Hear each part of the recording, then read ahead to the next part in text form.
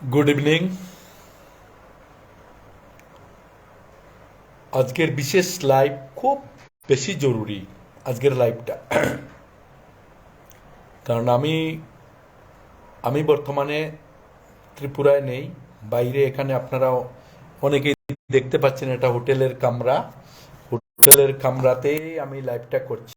এটার কারণ হচ্ছে সদ্য সমাপ্ত হয়েছে ত্রিপুরা বিধানসভার নির্বাচন। এই নির্বাচনে আমরা বিশেষ করে ত্রিপুরা মথা দল পার্টি মাইনরিটিতে দুইটা ক্যান্ডিডেট দিয়েছিলেন মহারাজা। কথাটা আসছে এখান থেকে। অনেকে আমাকে ফোন করে জিজ্ঞেস করে যে ভাইজান, মহারাজ তো মুসলমানদের উপর খুব দুঃখিত, খুব ক্ষুব্ধ, কারণ মহারাজ বলছেন যে মুসলমানরা ভোট দেয় নাই। আমি এটার উত্তরে আমি বলছি, মহারাজের দুঃখটা সঠিক, অনেক সঠিক, কিন্তু কিছু কথাও আছে এখানে। সুন্দর ভাই, থ্যাংক ইউ। কিছু কথা আছে এখানে। কারণ হচ্ছে সমতলে জেনারেল সিটের মধ্যে মাত্র 10 দিন কাজ হয়েছে, বিশেষ করে টিকিট দেওয়ার পর থেকে। যেমন বিশালগড় বলুন, যেমন বক্সনগরে আরও কিছু আগে থেকে কাজ হয়েছে, 2-3 মাস বা 2 মাস আগে থেকে। এবার কথা হচ্ছে ক্যান্ডিডেট দেওয়াটা বড় কথা নয়। ক্যান্ডিডেটকে এলাকার মানুষ, যে বিধানসভা এলাকার মানুষ, সেই মানুষের মনোপুত হয়েছে কি না, ক্যান্ডিডেটকে মানুষ মেনে নিয়েছে কি না, এই ক্যান্ডিডেটকে মানুষ মানে কি না, সেটা কিন্তু যাচাই করা উচিত। কারণ যেখানে, আমি নাম বলবো না, গালি দেবে, অনেকে গালি দিবে, কারণ অনেক বড় বড় নেতা। আমি মনে করব মুসলিমরা ত্রিপুরা মথার সিম্বলে আনারসে যে পরিমাণ ভোট দিয়েছে, এই 10 দিনের কাজে, 10 দিনের মধ্যে খুব বেশি হলে ক্যান্ডিডেট 1 দিন গিয়েছে, 2 দিন গিয়েছে, ডোর টু ডোর করেছে, এত বেশি কিছু করে নাই, উঠান সভাও করে নাই, পথসভাও করে নাই। সুতরাং এরকম হতে পারে। আরেকটা কথা হচ্ছে, বিশেষ করে আমি যেটা আগে বললাম, আমি যে ক্যান্ডিডেট হলাম, আমি যদি ক্যান্ডিডেট হতাম, তাহলে আমার বিধানসভার লোক, আমার সংখ্যালঘুর মানুষ মুসলিমরাও কি আমাকে মেনে নিয়েছে, সেটা কিন্তু দেখা খুব প্রয়োজন। আসলে আমাকে মানলো কি না মানলো মানুষ, এটার উপরে ভোটের অনেক কিছু আসে যায়। এখন কৈলাসরে আমি লাইভে বলছি, মহারাজ আমাকে বলেছিলেন, ত্রিপুরা মতার সুপ্রিমো আমাকে বলেছিলেন তুমি লড় যাও। তো আমি মহারাজকে মানা করেছিলাম, মহারাজ আমি লড়লে হারবো, প্রচণ্ড ভোটে হারবো, একথা আমি বলে দিয়েছিলাম। কারণ আমি জানতাম এই পরিস্থিতিতে, যেখানে আমরা সংগঠন তৈরি করতে পারিনি, ভালো সংগঠক হতে পারিনি, তাহলে টিকিট কেন নিব? আর নিয়ে আমার জাতের, মুসলিম জাতের উপরে থুক ফেকবো কেন? আমি টিকিট নিয়েছি, কতটুকু কাজ করেছি, কতটুকু করিনি, সেটা আমাকেই বুঝতে হয়। আবার পাবলিক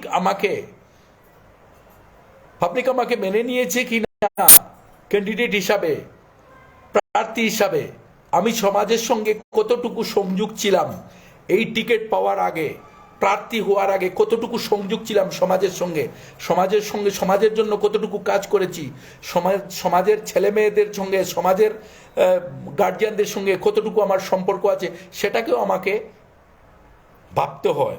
আমি ভেবে আমাকে টিকিট নেওয়া প্রয়োজন। মহারাজ বলেছেন মুসলমানরা ঠিক ভোট দেয়নি, সিপিএমে ভোট দিয়েছে। ঠিক বলেছেন, সিপিএমে দিয়েছে বেশিরভাগ। বিজেপিতেও দিয়েছে এইবারে। কারণ আমার কৈলাসহরেও 8,500-র উপরে উত্তরাঞ্চল থেকে বিজেপি ভোট পেয়েছে এবার। তাহলে বিজেপিকেও দিয়েছে। শুধু বিজেপিকে যেটা এক শ্রেণীর লোক দিয়েছে এটা বললে আসলে ঠিক নয়, কারণ বিজেপিকেও দিয়েছে। কারণ যারা সংগঠন করতে পেরেছে, চাहे বিজেপি হোক, সিপিএম হোক, কংগ্রেস হোক, যারা সংগঠন ভালো করে প্রচার করেছে সংগঠনের এবং সাংগঠনিক কাজ ভালো করে সাজিয়ে নিয়েছিল, তাদেরকে ভোট দিয়েছে। আমি ব্যক্তিগতভাবে ত্রিপুরা মথার ওয়ারিয়ার্স বা একজন কর্মী হিসাবে এই মুসলমানরা ত্রিপুরা মথাকে ভোট দেয়নি, এটার বিফলতা আমার মাথায় তুলে আমি নিচ্ছি। কারণ আমরা সঠিক সংগঠক হতে পারিনি, আমরা সংগঠনের কাজ করতে পারিনি। সুতরাং আমরা সংগঠনের কাজ করতে পারিনি বলে আমার জাতিকে আমি যদি মির্জাফর বলি, তে আমি আরো বড় মির্জাফর, আমি আরো বড় মির্জাফর। সুতরাং আমি সবার কাছে মাফ চেয়ে নিব, কথাটা একটু কড়া কথা হয়ে গেছে। আমি আবারও বলছি, আমি সঠিক সংগঠক হতে পারিনি। আমরা সঠিক সংগঠক হতে পারিনি বলি আমরা ভোট কালেকশন করতে পারিনি। কমলপুরে কাজ করেছি, চরিলামে কাজ করেছি, অনেক জায়গায় কাজ করেছি। এটা আমার অভিজ্ঞতা হয়েছে যে আমরা এই নির্বাচনে বা টিকিট পাওয়ার আগে আমরা কখনো কেউ গ্রামে যায়নি যে এবার ত্রিপুরা মথা টিকিট দিবে আর আমরা একটা সংগঠন করতে হবে, বুথ কমিটি করতে হবে, এসব করতে হবে। অনেক জায়গায় তো বুথ কমিটি করা, কোনো জায়গায় বুথ কমিটি করা হয়নি, শুধু মোবাইলে বসে বসে বুথ কমিটি করেছে। আমি একজন ক্যান্ডিডেটকে জিজ্ঞেস করলাম, ভাই আপনি তো বলেছিলেন আপনি জয়ী হবেন, তাহলে এত বুথ কারণ কি? বললো আমার সঙ্গে যারা ছিল তারাও ভোট দিইনি। মানে তুমি তাহলে তাকে ম্যানেজ করতে পারোনি। সুতরাং আমার জাতের অপরাধ নয়, মুসলিম জাতির অপরাধ নয়, যারা লিডার ছিল, যারা ক্যান্ডিডেট ছিল তারা অপরাধী। কারণ তারা মানুষকে সঙ্গে নিতে পারেনি, মানুষকে কাছে টানতে পারেনি, সংগঠন তৈরি করতে পারেনি। তার কারণেই আজকে এই অবস্থা হয়েছে। জেনারেল এরিয়াতে মুসলিমদের ভোট এসেছে, যেখানে 500 সেখানে 100 এসেছে, যেখানে 600 এখানে 30 এসেছে, যেখানে মুসলিমরা 6,000 2,000 ভোট, সেখানে 37 ভোট এসেছে। আমি নাম বলবো না, জায়গার নাম বলবো না, কিন্তু আমাদের প্রার্থী সেখানে বিজয়ী হয়েছে, তাকে আমি ধন্যবাদ জানাই। আমি আরেকটা কথা বলছি, কি যেন নাম, একটা ছেলে বা অন্যান্য কয়েকটা ছেলে শুধু একটা বাজে কথাবার্তা বলছে। আমি সবাইকে আমি অনুরোধ করে বলছি, নিজের দোষটা নিজে এটাকে রিসার্চ করো। কি করলে তোমার কি হতো, কি করলে তুমি ভোট পেতে, কি করলে তোমার প্রার্থী বিজয়ী হতো। আন্দাজে তো কেউ ভোট দিবে না। ভোটের আগে মানুষের সঙ্গে সংযোগ রাখতে হয়, মানুষের সঙ্গে ভালোবাসার যে একটা সম্পর্ক সেটা তৈরি করতে হয়। আমার দলের সমস্ত কিছু মানুষকে বলতে হয়। আমরা দলের সরকারে আসলে আমরা কি করব মানুষের জন্য, সে কিছু বলতে লাগে, সব কিছু বলতে লাগে। সুতরাং আমার লাইভ অনেক দেরি হয়ে গেছে, যারা দেখছেন সবাইকে ধন্যবাদ। রহিম ভাই দেখছে, আব্দুল হান্নান, আব্দুল রকিব, সুন্দর ভাই দেখছে, আরো অনেকে দেখছে। সবাইকে যারা যারা দেখছে সবাইকে আমি ধন্যবাদ জানাই। আপনারা বেশি করে শেয়ার করবেন। অ্যাকচুয়ালি আমরা যে মাইনরিটি এরিয়াতে আমরা বিফল হয়েছি, তা নিয়ে এই বিফলতা মাইনরিটিদের বিফলতা নয়, এটা আমরা যারা কাজ করেছিলাম, আমরা যারা ত্রিপুরা মথার জন্য কাজ করেছিলাম, ত্রিপুরা মথাকে ভালোবেসে ত্রিপুরা মথার জন্য দিনরাত কেটেছি, এটা আমাদের অপরাধ, মাইনরিটিদের অপরাধ নয়, এটা আমার জাতের অপরাধ নয়। এটা আমি ব্যক্তিগতভাবে আমি আফতাব আলী, আমার অপরাধ। আরও যারা এরকম করে কাজ করেছে, আমরা সঠিক মতো কাজ করতে পারিনি, সঠিক মতো মানুষের কাছে আমাদের বার্তা পৌঁছে দিতে পারিনি, সঠিক মতো আমরা মানুষকে আমাদের কাছে টানতে পারিনি, সেই কারণে আমরা এরকম ভোট পাইনি, মার্জিনেবল ভোট পাইনি। সুতরাং এটার দোষী আমরা, আমার জাত দোষী নয়। সুতরাং থ্যাংক ইউ সবাইকে, বেশি বেশি করে শেয়ার করে এই কথাটা সবাইকে ইয়ে করবেন। আর যদি কেউ মনে করে যে আমরা আসলে কাজ করেছি কিন্তু সঠিক মতো কাজ করতে পারিনি, ঠিক মতো কাজ করতে পারিনি, ঠিক মতো মানুষের কাছে পৌঁছতে পারিনি, ঠিক মতো 10 দিনের মতো কাজ সময় পেয়েছি, মাত্র একদিন মানুষের কাছে গিয়েছি, এর চেয়ে বেশি কাজ করতে পারিনি, এর চেয়ে বেশি কাজ করতে পারিনি। এর জন্য দোষী আমার জাতি নয়, দোষী আমি, আমার মতো আরো যারা ছিল এরা দোষী। ধন্যবাদ সবাইকে। এর জন্য বলছি আমার জাতি দোষী নয়, আমি দোষী। থ্যাংক ইউ, ধন্যবাদ। আমার কথায় যদি কেউ কারো খারাপ লেগে থাকে আমার কথাগুলো, তাহলে আমাকে অবশ্য ক্ষমা করে দিবেন, কারণ অনেক আবেগপূর্ণ কথা, এই কথাটা না বললেই হতো না।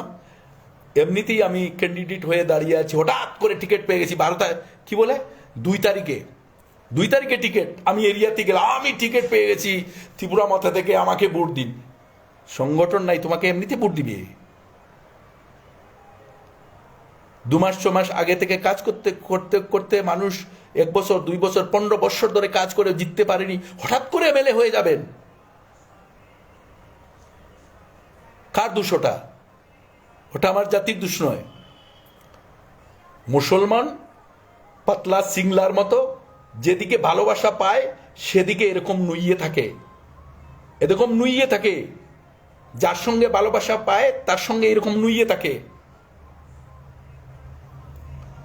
সুতরাং আমার জন্য দোয়া করবেন। আমি বর্তমানে রাজ্যে নই, আমার ইয়েতে নেই, আমি অনেক দূরে আছি।